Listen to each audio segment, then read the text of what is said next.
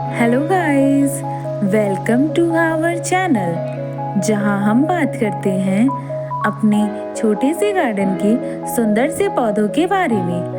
आज हम बात करेंगे विंटर फ्लावरिंग सीड्स को ग्रो करने का कि हम कौन कौन से फूलों वाले पौधे हैं जो विंटर में मतलब दिसंबर में ग्रो कर सकते हैं। उसका पार्ट 1 मैंने पहले ही अपलोड कर दिया है, जो आप देख सकते हैं कि उसमें 10 हमने ऐसे फूलों वाले पौधे बताए हैं जो आप नवंबर दिसंबर में ग्रो कर सकते हैं। और इस पार्ट में मैं आपको बताऊंगी कि कौन से ऐसे फूल हैं जो आप इस दिसंबर में सीड से ग्रो कर सकते हैं। तो अगर आपके लिए ये वीडियो हेल्पफुल हो तो हमारे चैनल को लाइक शेयर सब्सक्राइब ज़रूर करें।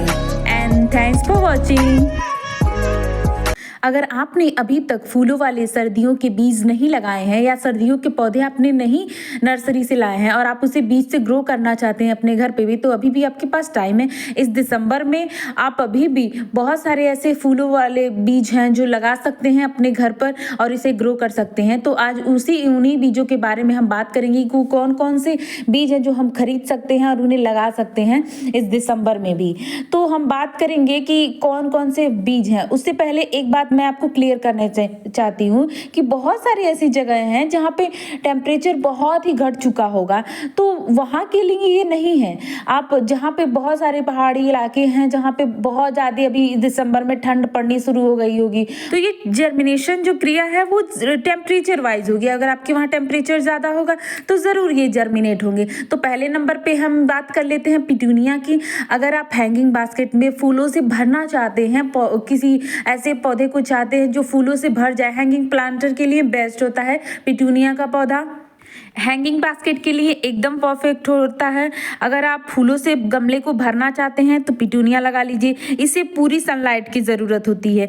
सर्दियों में इसे 2 से 3 बार आप फूल ले सकते हैं, बस इसकी डेड हेडिंग करते रहिए और इसको पूरी सनलाइट में रखिए। जी हाँ, इसको पूरी सनलाइट की ज़रूरत पड़ती है। अगर आप इसे कम सनलाइट देंगे या फिर इसे शेडेड एरिया में रखेंगे तब भी ये अच्छे से 1-2 फूल आएंगे, ज़्यादा फूल नहीं आएंगे। तो इसलिए आप इसे फुल सनलाइट में रखिए और इसे अपने हैंगिंग बास्केट में लगाइए। बहुत अच्छे इसकी बॉर्डर बना सकते हैं। इसके फूलों को ऐसे जगह पर लगाइए। इसके सीड्स छोटे छोटे मिलते हैं और फूल रंग बिरंगे आते हैं जो बहुत ही खूबसूरत लगते हैं। आप साइड में पिक्चर्स देख सकते हैं जो मैंने यहाँ पे लगाया हुआ है। नेक्स्ट हम बात करते हैं फ्लॉक्स की। डिफरेंट कलर के फूल आते हैं इसके, और फूल जो आते हैं वो गुच्छों में आते हैं, बहुत ही सुंदर लगते हैं। इसके गुच्छे में आए हुए फूल बहुत ही सुंदर लगते हैं। इसको पूरी सनलाइट की ज़रूरत होती है और इसके जो बीज होते हैं वो आप देख सकते हैं तिल के दाने के जैसे होते हैं। आप ज़्यादा आपको बीज लगाने की ज़रूरत नहीं है, बस थोड़ा सा बीज लीजिए, स्प्रिंकल करिए, ये अच्छे से जर्मिनेट होंगे। बस इन बीजों को आप किसी चीज़ से कवर कर दीजिए। वो मैं नेक्स्ट वीडियो में आपको बताऊंगी कि कैसे हम सीड्स को ग्रो कर सकते हैं दिसंबर में भी, तो वो हम नेक्स्ट वीडियो में कवर करेंगे और बताएंगे। फ्लॉक्स के सीड्स हम अक्टूबर से लेकर के दिसंबर तक लगा सकते हैं। मतलब ये कि 10 डिग्री सेल्सियस से 24 डिग्री सेल्सियस तक तापमान होना चाहिए इसके सीड्स को लगाने के लिए। नेक्स्ट हम बात करेंगे एलाइजम की। इसके व्हाइट कलर के फूल गुच्छों में आते हैं, जैसा कि आप देख सकते हैं। ये बहुत ही खूबसूरत लगता है। गुच्छे कहने का मतलब मेरा ये नहीं है कि बड़े बड़े गुच्छों में आते हैं। इसके फूल ही जो छोटे छोटे होते हैं वो ऐसे बने होते हैं जैसे कि ये गुच्छे वाले फूल हो। इसके भी सीड्स आप देख सकते हैं, छोटे छोटे हैं।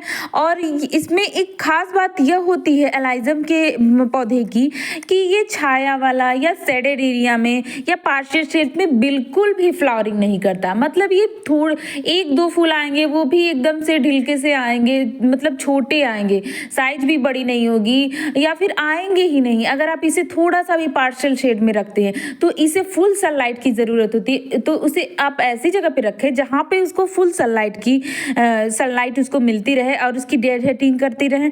और इसकी एक खास बात और भी होती है कि ये बहुत ही छोटी हाइट वाला पौधा होता है। नेक्स्ट हम बात करेंगे कैलेंडुला की। इसके फूल भी बहुत ही सुंदर आते हैं। इसे फुल सनलाइट की ज़रूरत रहती है। आप इसे शेडेड में भी रखेंगे, शेडेड एरिया में, तब भी ये पौधा तो चलेगा, बट इसके फूलों की साइज छोटी हो जाती है, छोटी छोटी फूल आते हैं। और अगर आप इसे फुल सनलाइट में रखेंगे तब इसके फूल बड़े बड़े आते हैं। तो इसीलिए आप इसको हमेशा फुल सनलाइट वाली जगह पे रखें जहाँ पे फुल सनलाइट मिलने से इसके फूल बड़े बड़े आएँ। कैलेंडुला की डेड हेडिंग हमेशा करते रहें। जो भी फूल आए सूख जाएं उनको हटाना बहुत ज़रूरी है, तभी ये पौधा बड़ा होगा। अदरवाइज़ ये पौधा सीड्स बनाने में अपनी सारी एनर्जी वेस्ट कर देगा और फूल आने बंद हो जाएंगे, या फिर आएंगे तो छोटे साइज़ में आएंगे। तो इसका भी आपको ध्यान रखना है कि जब ये पौधे में से फूल आए वो सूख जाएं तो फिर उनको हटा देना है। मतलब डेड हेडिंग इसकी करनी हमेशा ज़रूरी है। कैलेंडुला के बीज लगाने का सही समय होता है सितंबर से लेकर के आप दिसंबर तक इसके बीज लगा सकते हैं, ये अच्छे से ग्रो हो जाएंगे। नेक्स्ट हम बात करेंगे जीनिया डहलिया के। जैसा कि आप देख सकते हैं कि इसके बहुत सारे कलर्स में फूल आते हैं। ये सर्दियों वाला जीनिया है। जीनिया की बहुत सारी वैरायटीज़ होती हैं, जो कुछ सर्दियों में भी फ्लावरिंग करते हैं, कुछ गर्मियों में भी फ्लावरिंग करते हैं। मतलब जीनिया जो होता है वो पूरे साल फ्लावरिंग करता है, ऐसा हम कह सकते हैं। तो ये जीनिया डहलिया जो सर्दियों में फ्लावरिंग करता है, ये उसके सीड्स हैं। तो आप किसी मिसअंडरस्टैंडिंग में मत रहिएगा कि ये गर्मियों वाला जीनिया है, ये सर्दियों वाला जीनिया डहलिया है, ये उसकी वैरायटी है जो सर्दियों में फ्लावरिंग करता है। नेक्स्ट हम बात करेंगे स्टॉक की, जो विंटर सीजन का बहुत ही खूबसूरत फ्लावरिंग प्लांट होता है। इसके फूल स्टिक में खिलते हैं, मतलब इसके जो पत्ते होते हैं वो नीचे होते हैं और जो फ्लावरिंग होती है वो स्टिक में ऊपर होती है। इससे भी ये बहुत ही खूबसूरत लगते हैं। स्टॉक की दो वैरायटी होती हैं, एक डबल पेटल में होता है तो उसके फूल जो होते हैं वो बुशी होते हैं, तो इससे ये और भी खूबसूरत लगता है। और एक सिंगल पेटल में आता है, इसके बहुत सारे कलरफुल इसके फूल आते हैं, बहुत सारे कलर्स में ये अवेलेबल होता है। और इसकी दोनों वैरायटीज़ की केयर सेम ही होती है। इसकी जो मिट्टी होती है वो एकदम पोरस होनी चाहिए, मतलब ड्रेनेज सिस्टम बहुत ही अच्छा होना चाहिए, पानी जमा नहीं होना चाहिए। और इसको सर्दियों में एक खास ध्यान देने वाली बात ये होती है कि इसको कोहरा से बचाना चाहिए, इसकी मल्चिंग करनी चाहिए। मतलब अगर कोहरा पड़ेगा इसके पौधों पर तो फंगस लगने के चांसेस ज़्यादा होते हैं। नेक्स्ट हम बात करेंगे नेस्टूरियम यानी जलकुंभी की। इसके बीज आप देख सकते हैं कितने बड़े बड़े साइज के हैं। इसको लगाने का सबसे अच्छा समय होता है सितंबर से लेकर आप दिसंबर तक इसके बीज को लगा सकते हैं। टेम्परेचर इसका होना चाहिए लगाने के लिए 10 से लेकर के 28, 29, 30 के आसपास टेम्परेचर रहे तो आप इसे आराम से लगा सकते हैं, ये अच्छे से जर्मिनेट हो जाएंगे। इसके सीड्स को डायरेक्ट भी लगाया जा सकता है, मतलब आप डायरेक्ट सीड्स को बड़े पॉट में मिट्टी में आप स्प्रिंकल कर दीजिए, ये उसी तरह जर्मिनेट होंगे जैसे आप सिंगल आप इसके बीज को लगाएंगे फिर इसको ट्रांसप्लांट करेंगे, तो ये डायरेक्ट भी इसको लगाया जा सकता है इसके बीज को।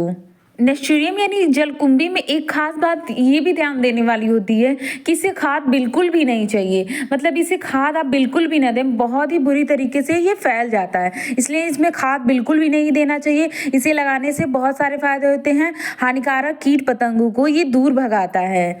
नेक्स्ट हम बात करेंगे हॉलीहॉक की। ये भी बहुत ही सुंदर लगते हैं, इसके फूल बहुत ही खूबसूरत लगते हैं। इसकी दो वैरायटी आती हैं, हाइब्रिड वैरायटी का ये नहीं सीड्स है, हम सीड से ग्रो करेंगे, लंबे वाले उगेंगे, बहुत ही खूबसूरत इसके फूल आते हैं।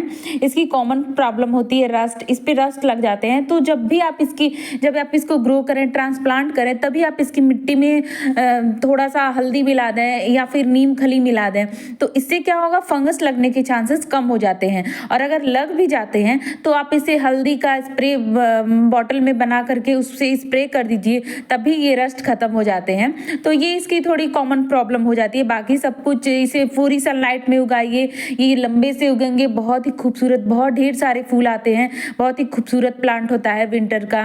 इसे भी आप अक्टूबर से लेकर के दिसंबर तक लगा सकते हैं। लगाने का टेम्परेचर वही 10 से 30 तक होना चाहिए। नेक्स्ट हम बात करेंगे कॉस्मोस। ये सर्दियों वाला कॉस्मोस है, गर्मियों वाला नहीं है, तो आप इसमें थोड़ी मिसअंडरस्टैंडिंग हो सकती है बहुत सारे लोगों को कि ये सर्दियों वाला कॉस्मोस है, जो गर्मियों वाला कॉस्मोस होता है वो अलग होता है। इसके सीड्स भी सेम उसी की तरह होते हैं, गर्मियों वाले जो सीड्स होते हैं सेम उसी की तरह होते हैं, बट ये सर्दियों वाला कॉस्मोस है। इसके जो फूल होते हैं वाइट, पिंक, पर्पल कलर में आते हैं, जो बहुत ही खूबसूरत लगते हैं।